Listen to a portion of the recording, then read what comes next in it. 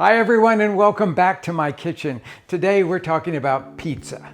Now before you click off and say, I am not the guy you would normally go to for pizza, I will tell you that I'm going to show you what I think is sort of a foolproof way to approach it with lots of ins and outs. I'm going to give you the flavors of Mexico, but on a pizza with tomatillo salsa, some goat cheese, some bacon, a little queso añejo and cilantro over the top. This has been our family pizza for decades and decades, and I guarantee you once you make it, it will become your family pizza as well. As we go through this, I'm going to point out some of the things that will take it to the next level.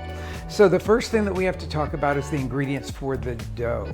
And I'm starting here with flour that I have measured out. And you can see that it is on a scale here, because measuring flour without a scale is always going to be a hit or miss kind of proposition, because the way you pack it into the volume measures, the cups, you can pack way more in or not very much in, meaning that you really literally have different quantities of flour.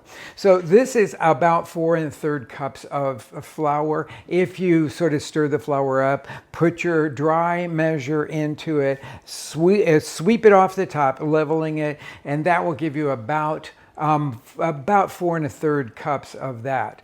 But if you put it onto a scale, I've got 607 grams here. You can get that specific when you're using one of these inexpensive scales that are incredibly easy to find these days. So if you do any baking, I suggest you get one of these scales. So I've got that measured out. Now, what kind of flour is it?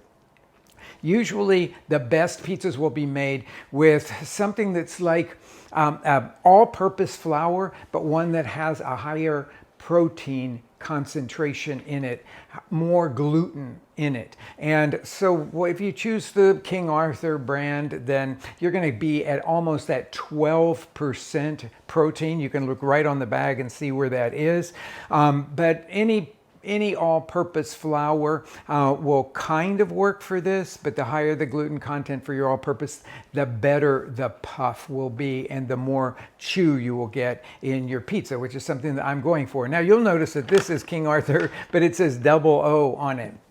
That's the absolute finest ground version of this all-purpose flour, and I'll tell you, it will give you a really beautiful looking pizza crust. Not all the stores carry this, but you can easily order it online if you want to take that next step up. Okay, so we've got that measured out. Now let's go to the other very, very simple ingredients. So we've got water, yeast, salt, and I'm going to put olive oil in here. I'm working with just room temperature water here, and I've got 1 2/3 cups. Again, if you were just going to weigh it out here, you would go to 364 grams, and that would give you exactly the right amount of hydration for this much flour. I'm going to put in this instant instant yeast you could use, or any kind of granulated dry yeast you could put in here. I'm not going to delve into that. There's lots to say about it, but for all intents and purposes, just take a package of the yeast and put it in here. If you've got, this doesn't measure small amounts very well, but if you have a jeweler's scale, again, this is totally geeky, you would measure out 9 grams of the instant yeast, or the active dry yeast. And then I'm going to put into the water also 4 teaspoons of salt here.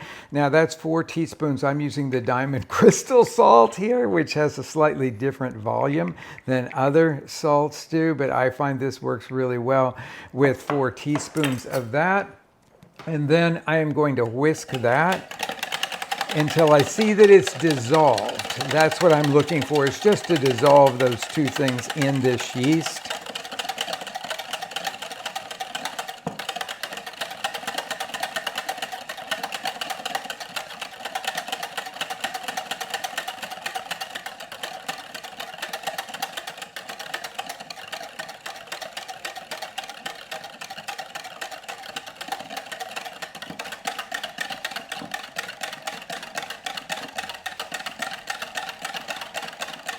Okay, I've been whisking this now for about a minute or so to make sure that it is well dissolved, and then pour that in with the flour there.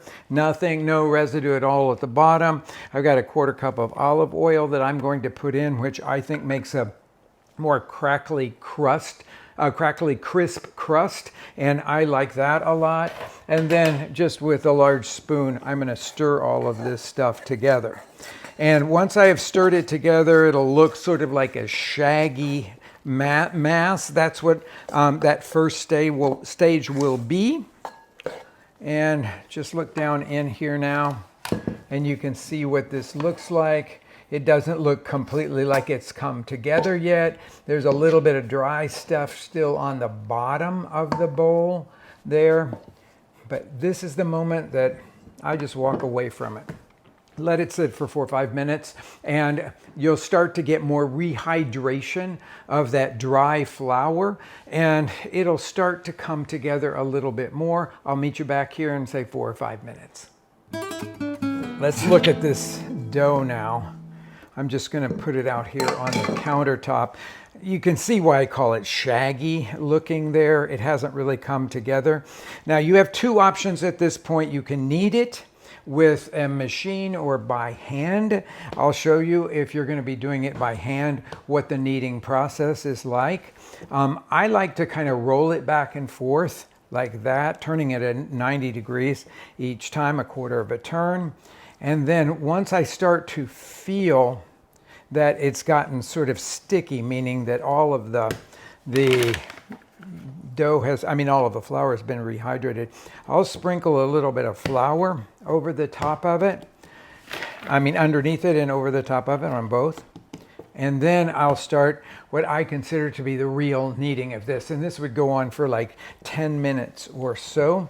So it's fold the dough down on itself like that, and then press away as you go like that. Turn it a 1/4 of a turn, fold it back over itself, and then press away from you and out. Okay, so you're stretching the strands of gluten that are in this dough, and we want it to look very smooth, and we want it to look very, very silky.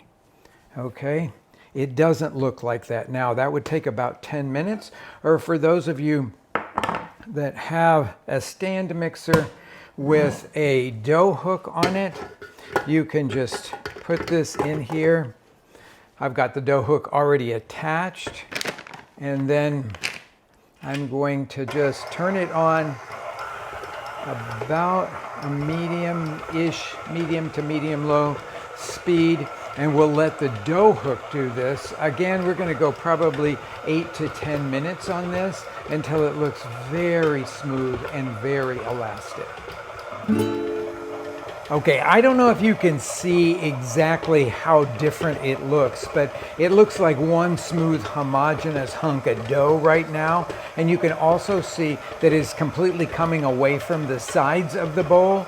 And for about the first 5 minutes of the kneading by machine here, it was completely stuck to the edges. It was just moving around. That means that we have developed a lot of gluten here. This is about 9.5 minutes or so. So I'm going to turn this off and take the dough off of the dough hook like that. Now this is a pretty, what we would call hydrated dough, so it's going to be kind of sticky. But you can see if I just dump this out, I will need to put it on some flour here so that it doesn't stick, because it's a sticky dough. And also when you're getting it out, if you just dip your hand into the flour container, it will come out much easier that way. And then just bring it out.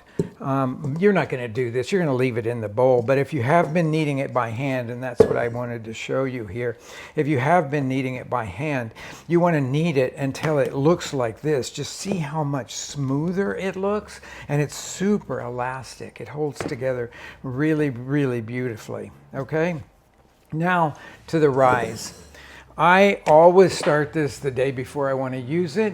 At this point, I would cover it with plastic wrap and put it into the refrigerator and just let it rise overnight. And about 2 hours before baking the pizzas, you would take it out of the refrigerator and dump it out. I've got one that has risen like that, and I want to show you what that's like. This was covered with plastic wrap, which always tends to stick to it.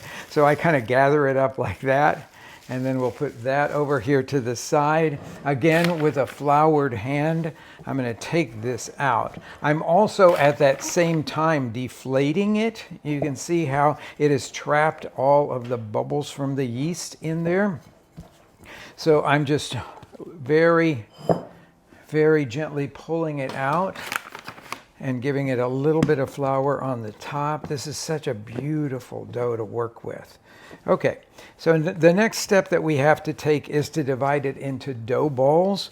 And I find the easiest one to work with is dividing it into 6 pieces here, so that this would make 6 sort of about 12-inch pizzas.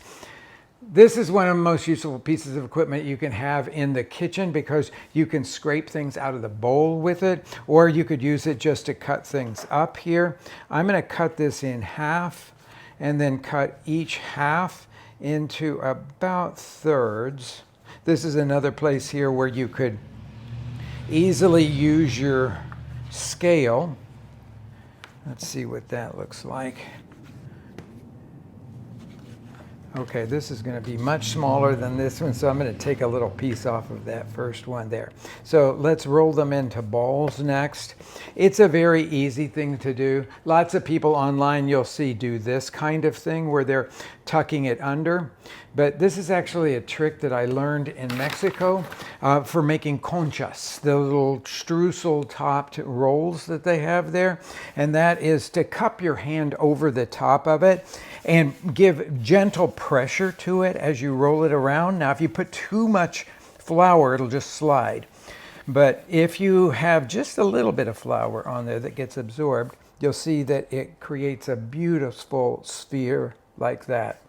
One more time, I'll show you that. So you just cup your hand over the top of it. I should probably have just a touch more flour on my hand like that. And you just start rolling around. Now you saw it slip there because it has too much flour on it. But as that flour gets absorbed in here, then I will be able to feel it catching a little bit and be able to give it a little bit more pressure. And this will produce a beautiful ball, but that needs a little bit more. I could see that it wasn't really very together on one side, so that's that. Okay, after you have done all of the dough balls, then we're going to let these rise for a couple of hours as we get all of the ingredients together for the toppings.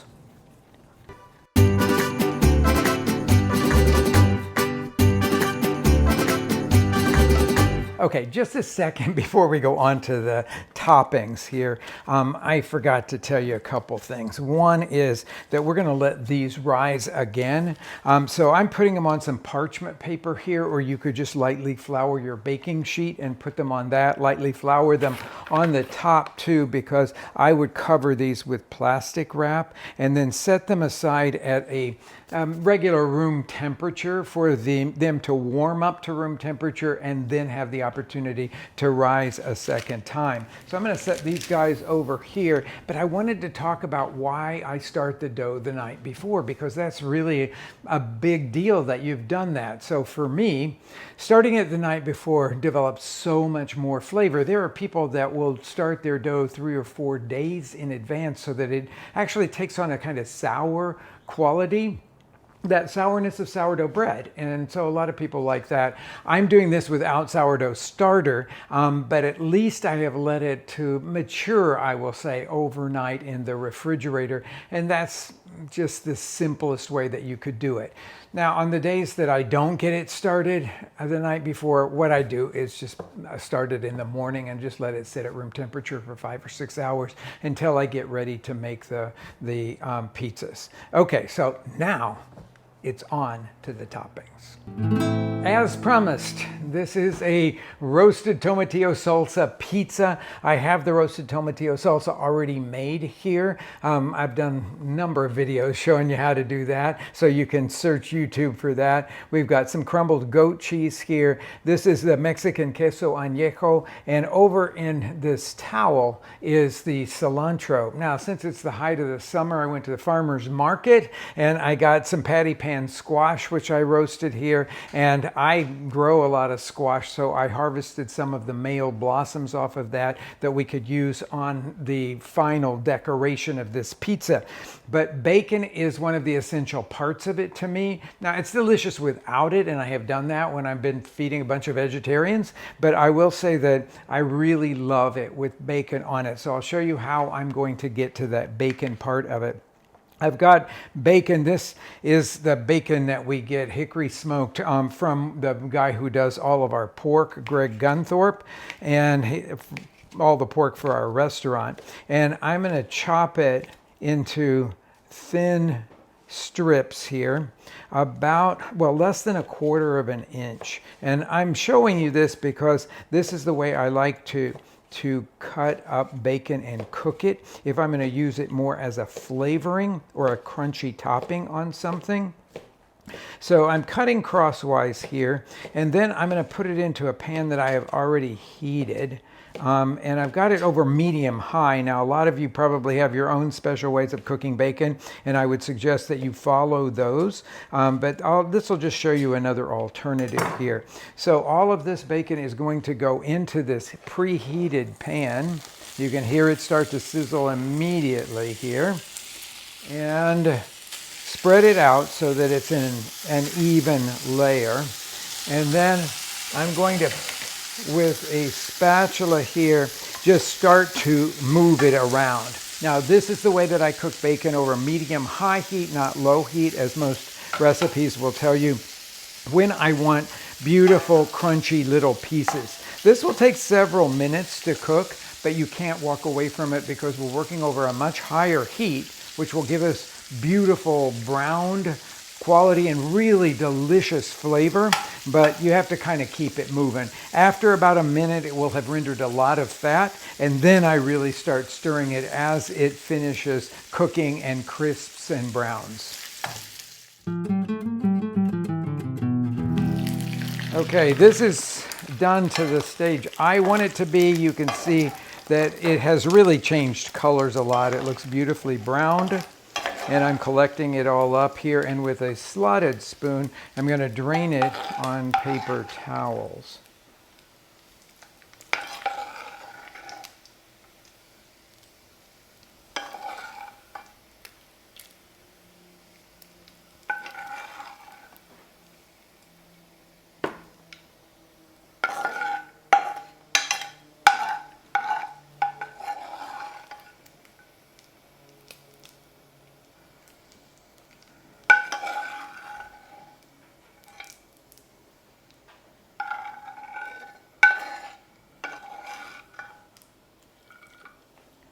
Okay, and don't forget to pour that, once it's cooled down, into an airtight container and keep it in your refrigerator. It's the perfect thing to saute onions or potatoes or what have you in. Okay, now we've got all of our ingredients ready here to go on to the making of the pizzas. So I'm going to show you one of those guys and how I do that.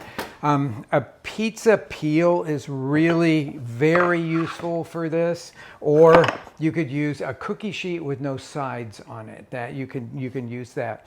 I'm going to take one of the balls of dough here that has risen for a couple of hours, put it on a lightly floured board, and then give it a little bit of flour over the top as well. Now, there's several different ways that you can do this. You could use a rolling pin if you want to. It won't be quite so puffy on the rim when you do that, but it's totally fine.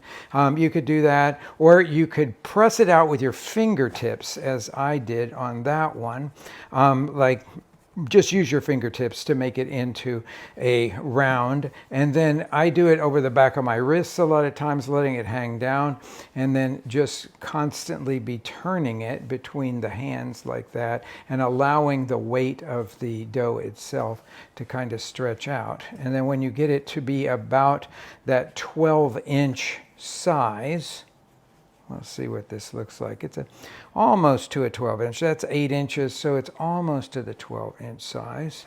And we want it to be pretty thin on the inside and a little thicker on the outside. I'm going to just lightly dust this peel with the flour and lay the dough on that. Give it one last little stretch here. And then I always do this. I make sure that it is moving free. It's not sticking anywhere there. So our next thing here is going to be to put the toppings on it. It'll take about 1/3 cup of this roasted tomatillo salsa. It's just a thin layer of it on there. So we'll start with those 3 really big spoonfuls like that. And we want to take it to within 1/2 inch or so of the edge of this dough. I could use just a touch more over here. A lot of times people want to load it up with a lot of the sauce or salsa that they're using on the pizza. That never turns out very good at all. Now we're going to put on the goat cheese, about the same quantity. It'll be about 1/3 cup of the goat cheese that goes on here. And I like to just break it into little pieces. These will soften during the baking, but they don't really completely melt. But I want to evenly distribute that over the top here. Now, because I have this roasted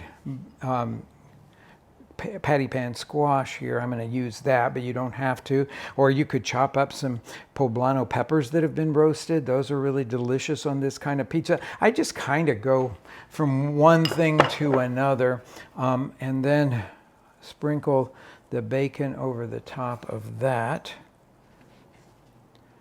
And it's looking really good already. Make sure that it will move on the peel, and now we're ready to go to the baking. Okay, this is what I brought you out here to show you. This is one of those great new pizza ovens, and I know a lot of you have them. This is the Ooni, and you know what I really love about it is that it can heat up to really high temperatures in about 20 minutes. You can see that this one's at 760 degrees, way hotter than I can ever get my oven inside. And the other thing that's great about it is it's got this flame that just shoots right across the top, meaning that you can brown the top of the pizza way better than you can in the oven. So again, I will make sure that this has got some sliding around properties and do the exact same thing that I did inside, which is to let it go off a little bit and then just pull it out. And then we're going to close the door here, and where the other one takes like around 8 minutes or so to bake, this one will be done in 2.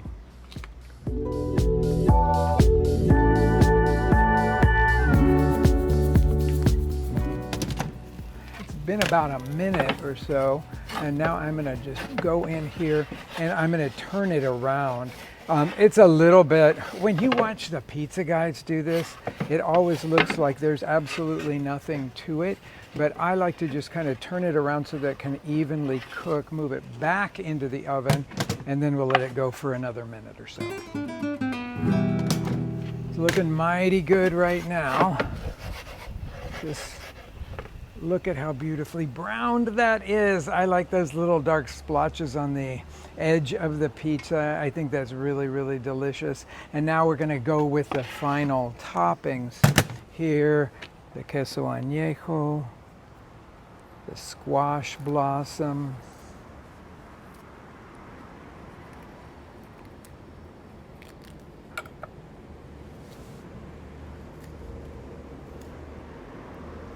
and the cilantro leaves.